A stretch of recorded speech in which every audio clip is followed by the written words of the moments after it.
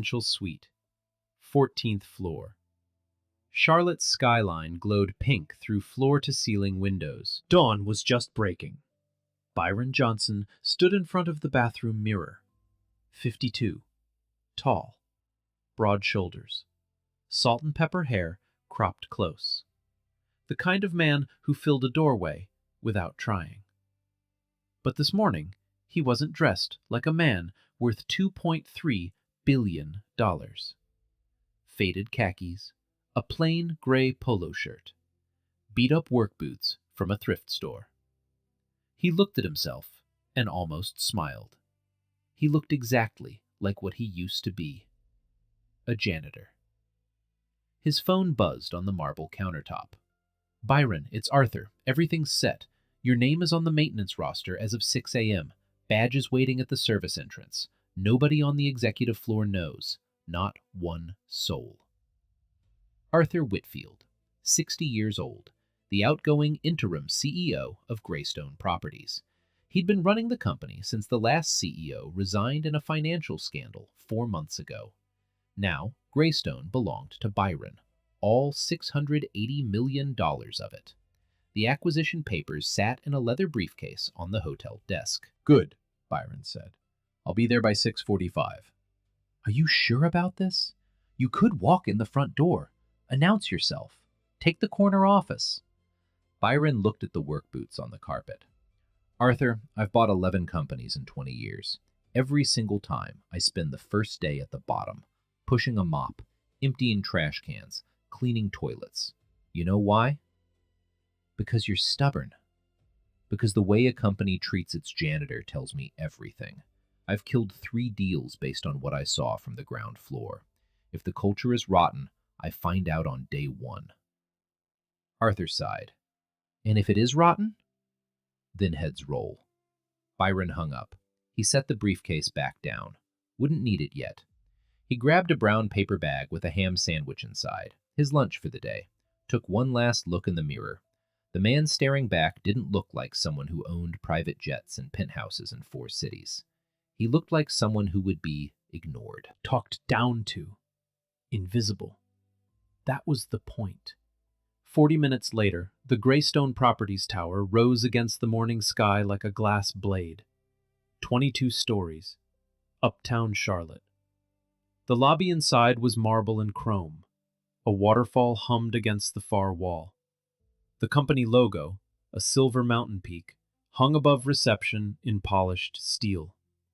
400 employees. Commercial real estate. Office leases, property management, development deals across the Southeast. On paper, a respectable firm. Underneath, something else entirely. The executive floor sat on 22. Corner offices with skyline views. Italian leather chairs. Fresh flowers every Monday. Up there, people drank bourbon after 4 p.m. The lower floors were a different world. Fluorescent lights that buzzed and flickered. Carpet stained from years of neglect. Break rooms with coffee machines nobody cleaned. And the janitorial staff, mostly black, mostly Latino, moved through the building like ghosts. They came before dawn, left after dark, cleaned the toilets, mopped the floors, emptied the trash. Not once did anyone on the executive floor learn a single one of their names. 6:45 a.m., Byron walked through the service entrance. Narrow hallway, gray concrete walls. The smell of bleach and industrial soap hit him immediately. The facilities manager barely looked up from his clipboard. "New guy? Johnson?" "That's me." He handed Byron a lanyard. Maintenance, B. Johnson. A ring of keys. A yellow mop bucket on wheels. 22nd floor, executive level. Empty trash, mop halls, clean bathrooms. Stay out of people's way. Don't talk unless spoken to. Byron clipped the lanyard to his shirt. Understood. He pushed the mop bucket toward the service elevator. The wheels squeaked against concrete. The doors opened with a tired groan. He stepped inside. Pressed 22. The doors closed. Byron stood alone. The fluorescent light flickered once, then held steady. Employees would start arriving in about an hour. And when they did, Byron Johnson, billionaire, CEO, owner of this entire building, would be on his knees scrubbing their floors. The only question was, what would they do when they saw him? 8:15 a.m. The executive floor came alive. Elevators chimed. Heels clicked against marble. The smell of fresh coffee drifted from the break room. Voices filled the hallway. Monday morning small talk, weekend plans, complaints about traffic on I-77. Byron was already on his knees. He'd been scrubbing the baseboard along the main corridor for 30 minutes. His hands smelled like pine cleaner. His knees ached against the hard floor. A yellow, wet floor sign stood behind him like a little flag nobody noticed. People walked past. Dozens of them. Not one looked down. A woman in red heels stepped over his mop bucket without breaking stride. A man in a gray suit nearly kicked his cleaning rag. Neither said excuse me. Neither said anything. Byron kept his head low. His notebook sat in his back pocket. He was already keeping count. 14 people so far. 0 acknowledgments. Then, at 8:32, one person stopped. "Good morning." Byron looked up. A young woman, early 30s, dark hair pulled back, a coffee cup in one hand, a stack of folders in the other. Her badge read, Elena Voss, Junior Analyst. "Morning," Byron said. She smiled. It was small, quick, almost nervous, like she wasn't sure if she was allowed to talk to him, but she did it anyway. "First day?" "Yes, ma'am." "Well, welcome. The coffee in the break room is terrible, but the view from the east window is worth it." She walked away. Byron watched her go. Then he reached into his back pocket, pulled out his notebook, and wrote 2 words. Elena Voss. He circled her name. She was the only one. 9:30 a.m. The executive break room. Byron pushed his mop bucket through the door. The room smelled like burnt coffee and microwaved leftovers. He started wiping down the counters, clearing crumbs, and replacing the trash bag in the corner bin. Then the door swung open. Craig Dutton walked in first. Tailored navy suit, Rolex flashing. Behind him, Pamela Caldwell, senior account manager. Blonde hair pinned up tight. Thin smile that never reached her eyes. 2 other managers followed. All of them were laughing at something Craig had just said. They didn't see Byron. Or maybe they did and simply didn't care. Craig pulled out his phone, put it on speaker, dialed someone. The whole room could hear. "Yeah, listen, I need that Moore kid moved off the Henderson account. He's useless." A voice on the speaker. "Derek Moore? He's been handling Henderson for 6 months. The client likes him." Craig rolled his eyes. Pamela smirked. "The client likes him because he smiles a lot. That's it. The kid can barely read the contracts. Classic affirmative action hire. We lowered the bar so far a dog could jump over it." Pamela laughed. One of the other managers looked at the floor. The other one stared at his phone. "Just move him to the mailroom or something, somewhere he can't do any damage. Let him sort packages. That's more his speed." Byron stood 3 feet away, wringing out a rag over the sink. His hands didn't shake, his face didn't change, but his jaw tightened, just slightly. Craig hung up. Then his eyes finally landed on Byron. "Hey, new guy." Byron turned. "Yes, sir." "Are you done with this room yet? It smells like bleach and whatever you had for breakfast. I've got a meeting here in 10 minutes. I don't want it smelling like this."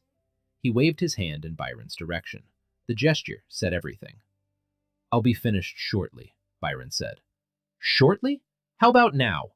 Move faster and take that bucket out of here. It's disgusting." Byron picked up the bucket, headed toward the door. Craig called after him.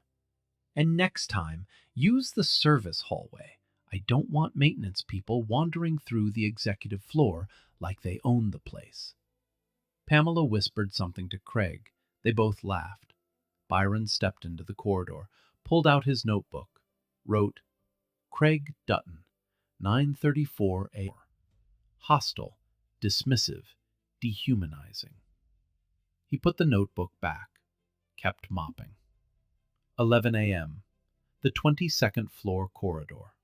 Byron was emptying trash cans, methodical, quiet, bin by bin, cubicle by cubicle. He tied off each bag, dropped it into the rolling cart, and replaced the liner. His movements were practiced, muscle memory from years ago, from a life most people in this building couldn't imagine. Then he heard heels, fast, coming his way. Pamela Caldwell appeared at the end of the hallway. She was carrying a large white trash bag, stuffed full, bulging at the seams. Shredded documents, food containers, wet coffee filters leaking brown liquid down the side. She walked straight toward Byron, didn't slow down. "Hey, janitor, catch!" She held the bag out at arm's length, then let go. It hit the floor at Byron's feet. The bag split open on impact. Coffee grounds sprayed across the freshly mopped tile. Banana peels, soggy napkins, half-eaten yogurt. A pool of brown liquid spread across the white floor like a stain. Pamela looked down at the mess, then back up at Byron. She tilted her head. "Oops, guess you've got more work to do. That is what you're here for, right?" She smiled. Not with warmth, with power. 3 employees stood nearby. One, a young man at a cubicle, froze with his hand on his mouse. Another woman turned her chair away. Elena Voss, 10 feet down the hall, looked up from her desk. Her face went tight. Her fingers gripped the edge of her folder, but she didn't speak. Nobody spoke. Byron looked at the mess at his feet. Coffee grounds soaking into his work boots. The smell of rotten banana thick in the air. He got down on his knees, and he started picking it up, piece by piece, with his bare hands. Coffee grounds squeezed between his fingers. Yogurt dripped from a crushed container onto his wrist. Pamela watched for a moment, satisfied. Then she noticed the notebook sticking out of his back pocket. "What's that? Are you writing a complaint?" She laughed. "Good luck. HR works for us, sweetheart." She turned on her heel and walked away. Her heels clicked a steady rhythm down the marble hallway. Click, click, click. Getting quieter. Gone. Byron stayed on his knees. He finished picking up every piece of garbage, wiped the floor clean, tied the torn bag into a new one. Then he stood up, pulled out the notebook, wrote, "Pamela Caldwell, 11:02 a.m. Deliberate, targeted, witnesses present." He slipped the notebook back into his pocket and pushed the cart to the next bin. His face showed nothing, but inside, the data was building. 11:20 a.m. The service elevator. Byron pressed the button. The doors groaned open. Inside, a young black man in a navy polo was leaning against the wall. Badge: Derek Moore, mailroom. Derek looked at Byron's stained shirt, the coffee grounds on his boots. His eyes softened. "First day? That obvious?" Derek almost smiled. "Yeah, man, I can tell. Let me guess. They already got to you."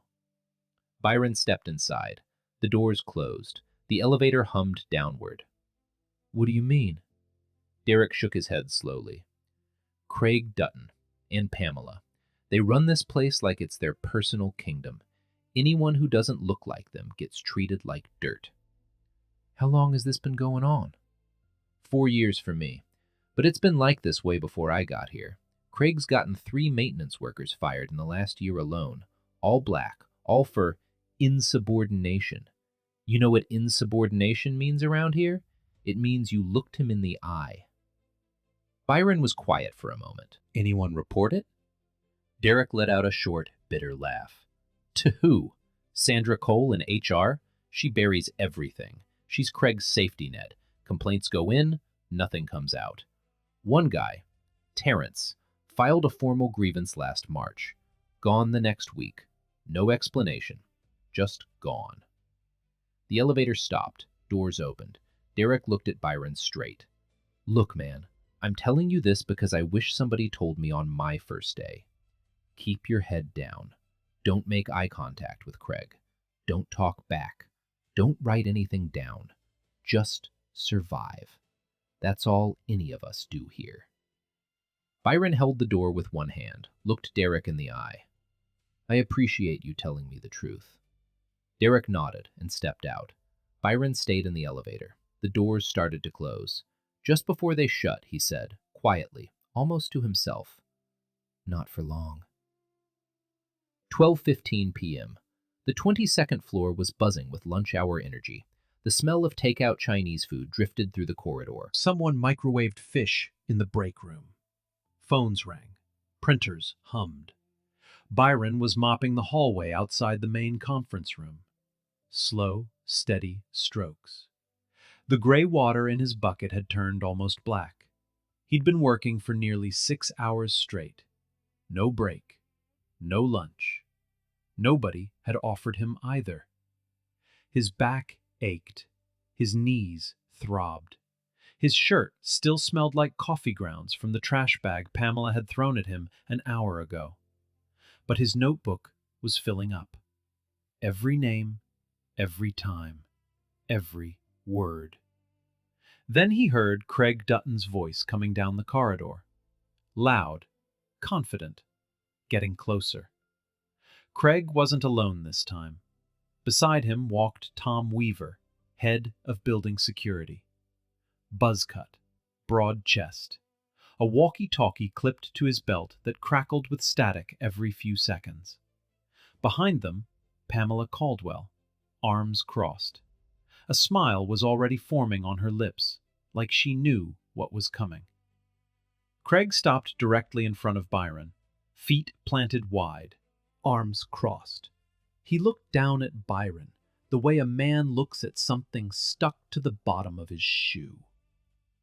Put the mop down. Byron stopped mopping, looked up. There's been a report, Craig said. He didn't say it to Byron. He said it loud, loud enough for the entire hallway to hear. Heads turned in cubicles. People leaned back in their chairs to watch. A laptop is missing from conference room B. A brand new MacBook Pro. $2,000. Disappeared sometime this morning. He let the words hang in the air. Let them settle over the hallway like smoke. And you, he pointed at Byron's chest, have been working on this floor all day. Alone, in every room, with access to everything. Byron set the mop against the wall. I haven't taken anything, sir. Sir. Craig repeated the word like it tasted funny. Well, sir, we're going to find out. Empty your pockets. Right here, right now, everything. Tom Weaver shifted his weight. His hand moved to his belt, not to the walkie-talkie, but closer to the handcuffs. He looked uncomfortable, but he didn't object, didn't say a word. Byron didn't argue. He reached into his pockets slowly, placed each item on the hallway table, one at a time. A worn leather wallet, a cell phone, the small notebook, a ring of building keys, a ballpoint pen. Craig snatched the wallet, opened it. His fingers flipped through the billfold like he was sorting mail. Then he stopped. His eyes went wide for half a second. He pulled out a black American Express card, the Centurion card, titanium, the one you can't apply for, you get invited. the one with no spending limit. Crank held it up between two fingers, turned it slowly in the fluorescent light. Well, well, well, what do we have here? He showed it to Tom Weaver. Then he turned and held it up high so the gathering crowd of employees could see. 15 people. 20. More appearing at the edges of cubicles every second. A black card on a janitor's salary. He laughed, one sharp, ugly sound. Where'd you steal this, boy? It's mine, Byron said. His voice was level, no tremor, no hesitation. Yours? Craig's smile widened into something cruel.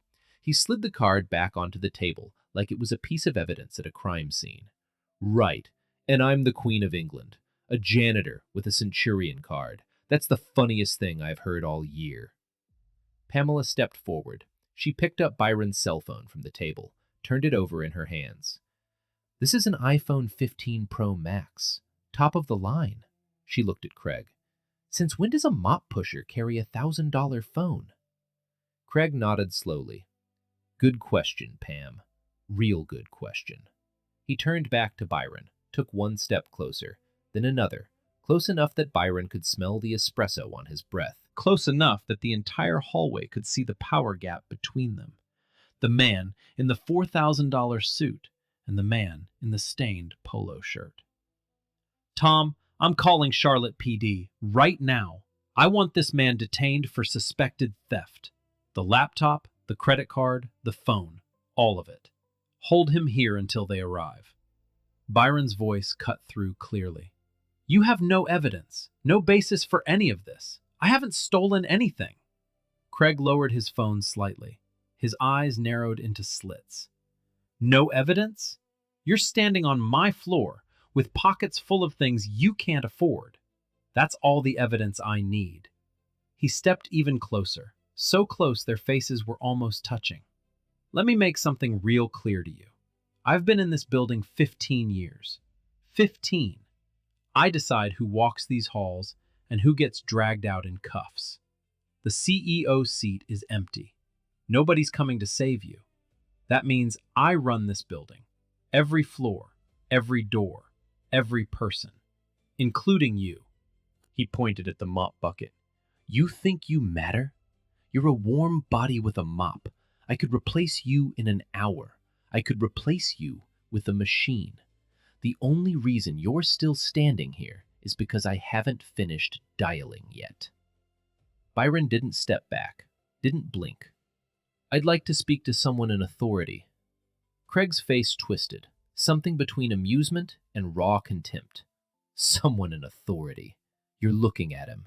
I am the authority on this floor. You want to go above me?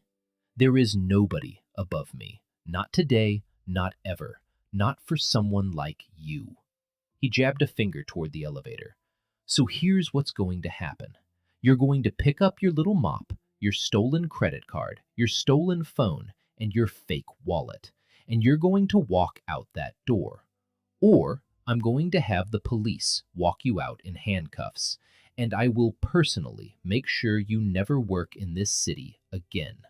Your choice. Silence.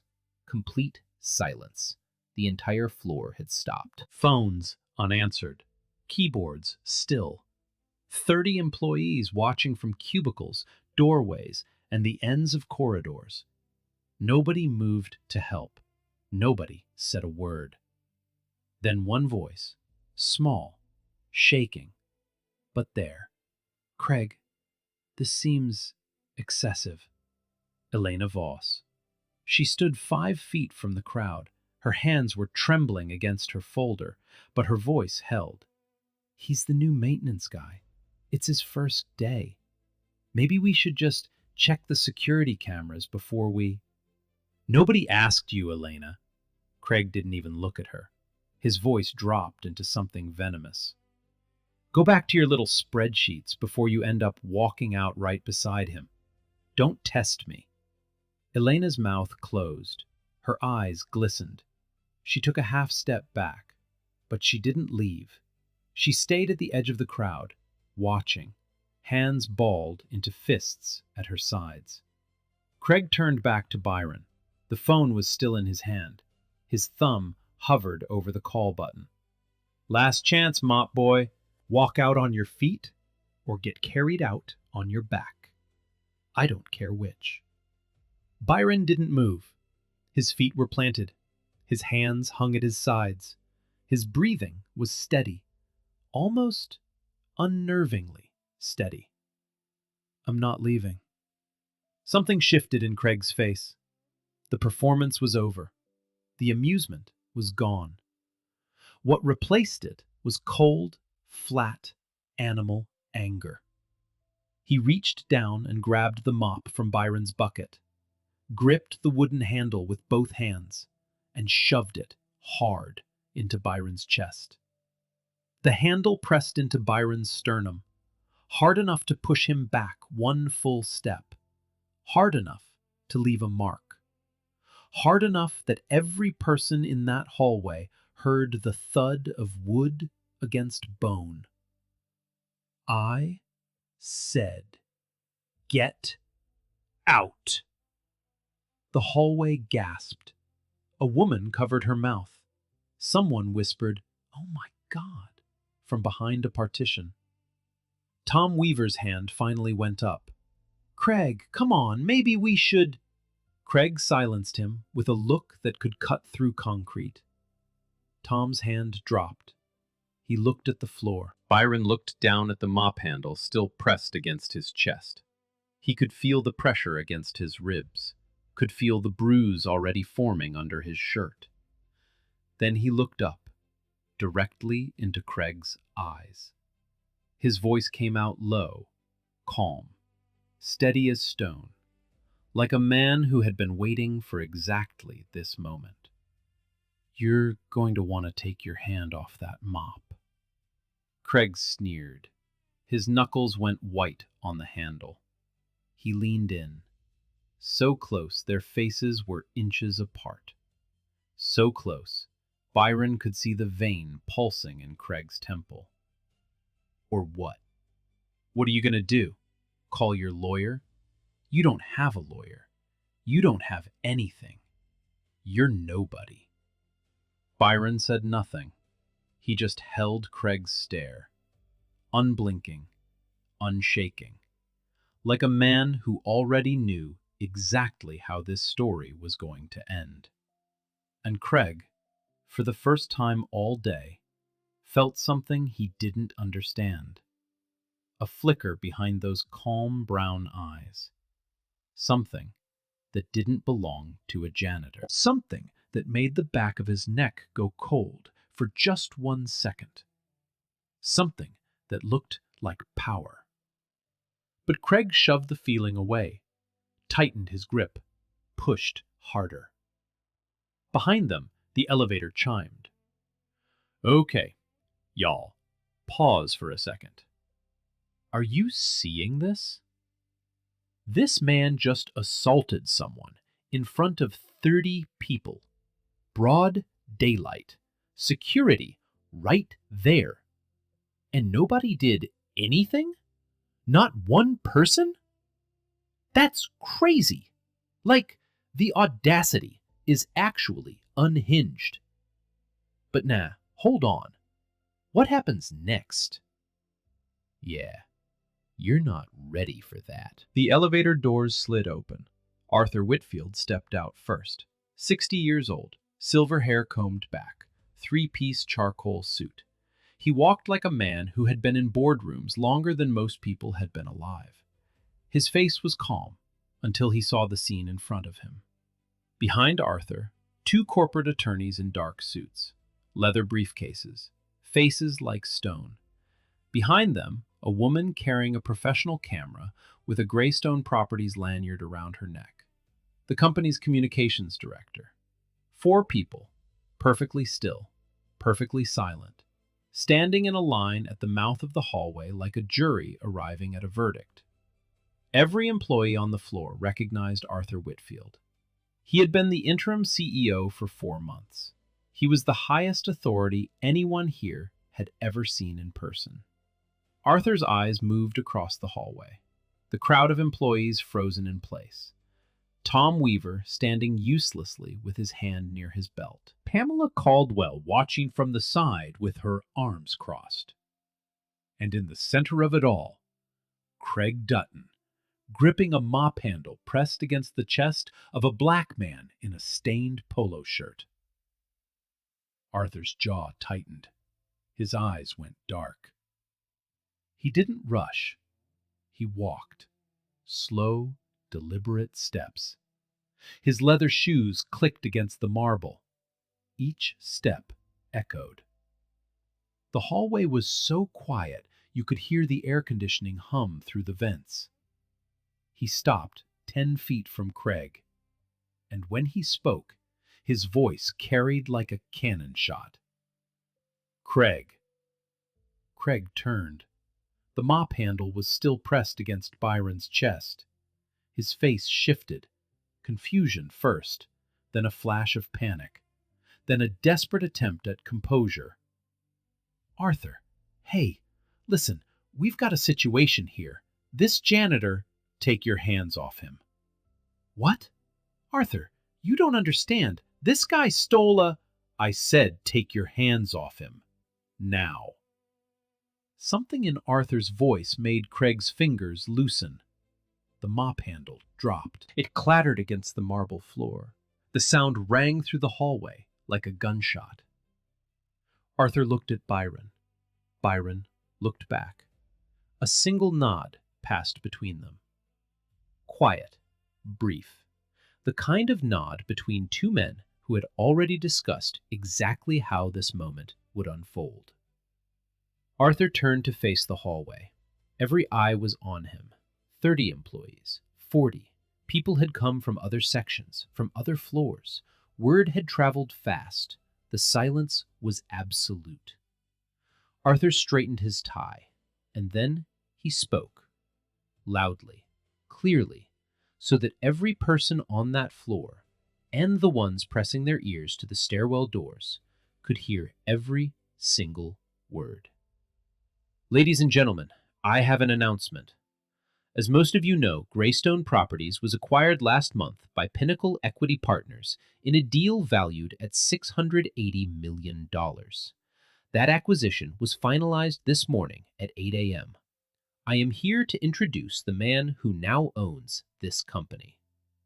He turned and extended his hand toward Byron. This is Byron Johnson, founder and CEO of Pinnacle Equity Partners. As of this morning, he is the sole owner of Greystone Properties. He owns this building. He owns this company. And he is your new boss. Nothing moved. The hallway didn't breathe. Craig Dutton's face went white. Not pale. White. Like every drop of blood had drained out of him in a single second. His lips parted. No sound came out. His hands, the same hands that had shoved a mop into Byron's chest, hung limp at his sides, shaking. Pamela Caldwell stumbled backward one step. Her coffee mug slipped from her fingers. It hit the marble floor and shattered. Brown liquid splashed across her heels. She didn't bend down to clean it. She couldn't move. Tom Weaver's hand dropped from his belt. He stared at Byron like he was seeing a ghost. The two attorneys stepped forward. One of them opened a briefcase and pulled out a leather-bound folder. The acquisition documents. Byron's name on every page. Byron reached up and unclipped the maintenance lanyard from his shirt, set it on the hallway table next to his wallet, his phone, and the black Amex card that Craig had called stolen. He straightened his polo shirt, picked up his notebook, and for the first time all day, he spoke with the full weight of who he really was. My name is Byron Johnson. I came here today to see the truth about this company.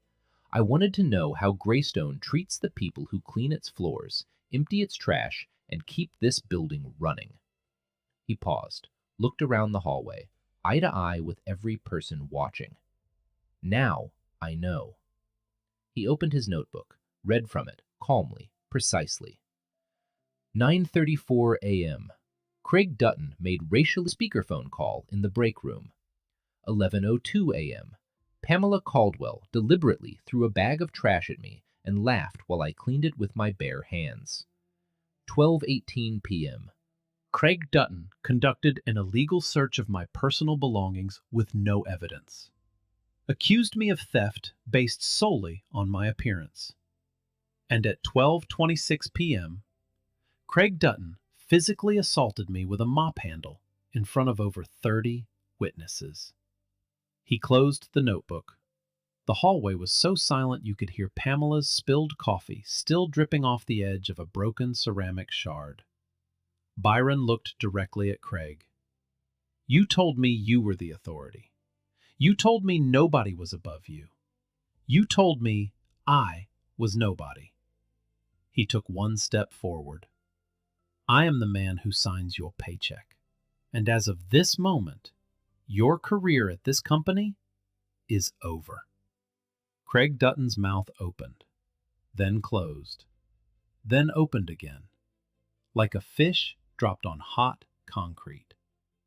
Mr. Johnson, this was a misunderstanding. I didn't know. You thought what? Byron didn't yell. His voice was quiet. That was what made it terrifying. You thought I was just a black man with a mop, and because of that, you decided I was a thief. Nobody. Something to throw trash at. Craig's arrogance was gone. The Rolex on his wrist suddenly looked ridiculous. His hands trembled so hard he shoved them into his pockets. Please, I have a family. 15 years I've been here. I'll apologize. I'll do whatever. Byron turned to his attorney, nodded once. The attorney stepped forward. Mr. Dutton, you are suspended effective immediately. Your access is revoked. Security will escort you out. You will be contacted within 24 hours regarding termination and potential criminal charges for assault. Craig looked around the hallway, desperate, searching for an ally, anyone. Nobody met his eyes. The same colleagues who laughed at his jokes all morning now stared at the floor. 2 security guards flanked him. Sir, your badge. Craig fumbled the lanyard off his neck. His hand shook so badly the badge nearly hit the floor. They walked him toward the elevator. He turned his head as he passed a group of managers. Guys, come on. You know me. Tell them. Silence. Eyes down. The elevator doors opened. Craig stepped inside. The doors closed. Gone. Byron turned to Pamela Caldwell. She stood in a puddle of her own spilled coffee, broken ceramic at her feet, face the color of chalk. Miss Caldwell, what you did with that trash bag was not an accident. It was targeted, deliberate. You believed there would be no consequences. Suspended immediately, escorted out, legal review pending. Pamela's lip quivered. Nothing came out. She clutched her purse like a shield and walked toward the elevator on legs that barely held her. Nobody followed. Nobody said goodbye. Byron found Sandra Cole next, head of HR, standing in her office doorway, gripping a stack of folders, knuckles bone white. Ms. Cole, multiple complaints of discrimination buried under your watch. Silenced. Destroyed. Sandra rushed forward. Mr. Johnson, I can explain. The previous CEO instructed me to. Byron's attorney took the folders from her hands. We'll review those. Your badge, please. Administrative leave, effective now. Sandra's chin trembled. She placed her badge on the table without another word. 3 down. The hallway was still frozen. Then Byron found Elena Voss, standing at the edge of the crowd, tears running silently down her cheeks. He walked toward her. The crowd parted. You were the only person who said good morning to me today. The only one who tried to stop what was happening. He pulled out his notebook, opened it, held it up so she could see. Her name, circled. A note beside it. Good character. Keep. A sob escaped her. I should have done more. I should have. You did more than anyone else in this building. I saw it. I wrote it down. He closed the notebook. I'm restructuring leadership. I'd like you to be considered for a management role. Elena couldn't speak. She nodded. Tears falling onto her folder. Byron turned toward the end of the hallway. Derek Moore stood half-hidden behind a partition, mailroom badge around his neck, eyes wide. Byron walked over, extended his hand. Derek shook it slowly, like he wasn't sure it was real. You told me the truth in that elevator. You tried to protect me. That makes you braver than every executive on this floor. Your testimony will matter, and you have my word. No retaliation. Not ever. Derek's eyes glistened. He nodded once, firm, the nod of a man who had waited 4 years to be seen. Byron stepped back, looked down the hallway one last time. Shattered coffee mug, wet floor. The mop was still lying where Craig had dropped it. He straightened his stained polo shirt and walked toward the corner office with the empty nameplate. It wouldn't be empty for long. The story didn't end when Craig Dutton walked into that elevator. It was just beginning. Within 48 hours, Byron's legal team had turned the 22nd floor into a war room. 3 attorneys, 2 investigators, 1 forensic HR auditor flown in from New York.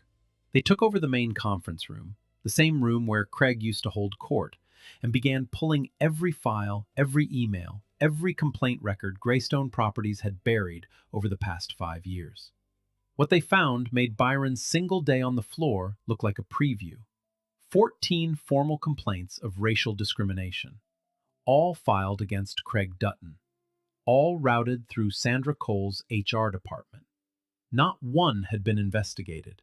Not one had resulted in any action. Every single complaint had been stamped "Resolved, no further action," and filed away in a locked cabinet in Sandra's office.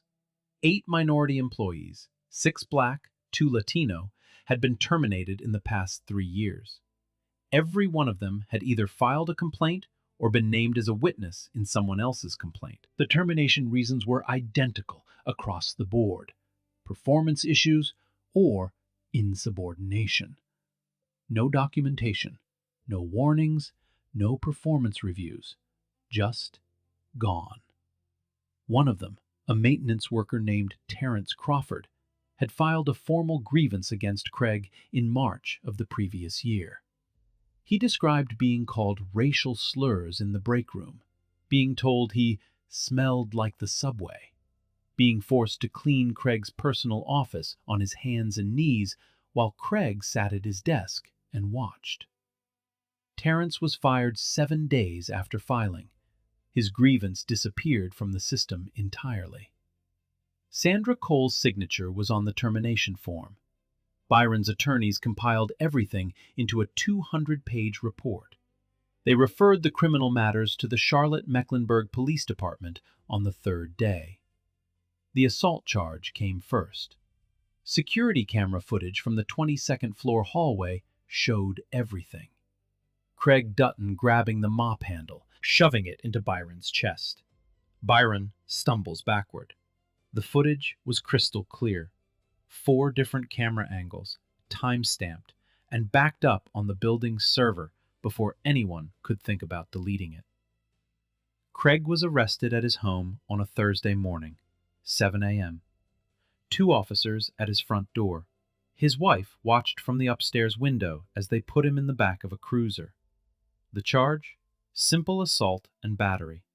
But the district attorney reviewed the footage, reviewed Byron's notebook, reviewed the testimony of 11 witnesses, and added a hate crime enhancement based on the pattern of racially motivated behavior. Craig's attorney pushed for a plea deal. The DA refused. Public pressure was building. The story had leaked. A reporter at the Charlotte Observer broke it first. The headline ran above the fold. Billionaire goes undercover as janitor, discovers systemic racism at company he just bought. The article detailed everything: the trash throwing, the illegal search, the assault, the 14 buried complaints. By noon that day, the story had gone national, CNN picked it up, then MSNBC, then Fox, then every major news outlet in the country. Byron's face, still in that stained gray polo shirt from the security footage, was on every screen. The image of him kneeling on the floor, picking up garbage with his bare hands, while Pamela Caldwell watched and laughed, became the defining photograph of the story. Byron did one interview, local Charlotte news. He sat in a chair wearing a simple dark suit, no tie. He spoke calmly, measured, the same voice he'd used all day in that hallway. The interviewer asked why he went undercover. Byron said, "I wanted to see the soul of this company, and what I saw was a culture where people were treated as less than human based on the color of their skin. That ends now." The clip went viral in under 2 hours. 80 million views across platforms in the first week. The hashtags started trending immediately. Hashtag Byron Johnson. Hashtag Janitor CEO. Hashtag Greystone Exposed. Derek Moore gave an interview to a national outlet. Elena Voss spoke to 3. Their testimonies confirmed everything and added years of detail that Byron's single day couldn't capture. The trial came 3 months later. Mecklenburg County Superior Court. The prosecution's case was airtight. Security camera footage from 4 angles. Audio captured on an employee's phone, shaky, muffled, but unmistakable. Byron's handwritten notebook entries with exact times, exact quotes, exact names. Testimony from Derek Moore, Elena Voss, and 6 other employees who had been too afraid to speak before, but weren't anymore.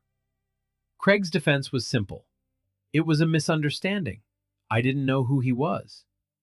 The prosecutor's response became the most quoted line of the trial. The law doesn't require you to know someone's net worth before you treat them with basic human dignity. The jury deliberated for 4 hours. Guilty. Assault with hate crime enhancement. The judge sentenced Craig Dutton to 18 months, 12 suspended, 300 hours of community service, mandatory racial sensitivity training, and a permanent bar from holding any supervisory position in any company. His name would be on the record forever. Craig stood in the courtroom when the verdict was read. He didn't speak. His wife wasn't there. She had filed for divorce 2 weeks earlier. The civil consequences came next, fast and heavy. Pamela Caldwell was terminated for cause. She filed a wrongful termination suit. It was dismissed in under a week when Byron's attorneys submitted the security footage of her throwing the trash bag. The judge didn't even allow oral arguments. Sandra Cole was terminated and reported to the North Carolina State Labor Board for professional misconduct. Her HR certification was revoked. She issued a public apology through her attorney. 4 sentences long. The internet dismissed it before lunch. And Byron didn't stop there. His legal team filed a civil rights class action on behalf of the 8 wrongfully terminated employees. The case settled in 60 days. $4.2 million total. Each former employee received back pay, damages, and a written offer of reinstatement at Greystone Properties. 5 of them accepted. Terrence Crawford, the maintenance worker who had been fired for filing a grievance, received the largest individual settlement. He returned to Greystone on a Monday morning. Byron met him at the front entrance, shook his hand, walked him to his new position, facility supervisor, executive floor, the same floor where he'd once been forced to clean on his hands and knees. 6 months later, the Greystone Properties lobby looked the same. Marble floors, chrome walls, the Silver Mountain logo above the reception desk. The waterfall is still humming against the far wall, but everything underneath had changed. Byron Johnson walked through the front entrance at 8 a.m. on a Monday morning. Tailored charcoal suit, no tie. The same calm eyes, the same steady walk. But this time, people saw him. "Good morning, Mr. Johnson." "Morning, Mr. Johnson." He nodded to each one, stopped near the elevators. A janitor was mopping, a young black man in a clean uniform with the company logo stitched on the chest. New uniforms. Byron had ordered them in the first week. "Morning, Darnell. How's the night class going?" Darnell looked up, smiled. "2 more semesters, sir. Accounting." "Good. Let me know if you need anything." Byron shook his hand, kept walking. This was the new Greystone. Every janitorial and maintenance worker had received a 40% raise. They were included in company-wide town halls for the first time. An anonymous reporting system sent complaints directly to an independent third-party firm.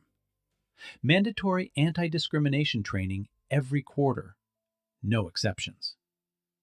Elena Voss now held the title of Director of Client Relations. 2 promotions in 6 months. Her department had the highest client retention rate in the company. Derek Moore had transferred out of the mailroom into operations. Greystone was covering his full tuition for a business degree at UNC Charlotte. On weekends, he volunteered as a mentor for at-risk youth in West Charlotte. And then there were the ones who didn't make it. Craig Dutton served his sentence, filed for personal bankruptcy after. Legal fees wiped him clean. His wife finalized the divorce while he was inside. He applied for 3 jobs in the first month. All 3 rejected him. His name was permanently linked to the story. Every Google search, every background check, every interview that ended with silence. Pamela Caldwell couldn't find work anywhere in North Carolina. Her name had become shorthand for workplace cruelty.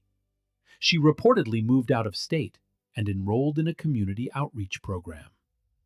Sandra Cole lost her HR certification permanently, retired early, issued a public apology through her attorney.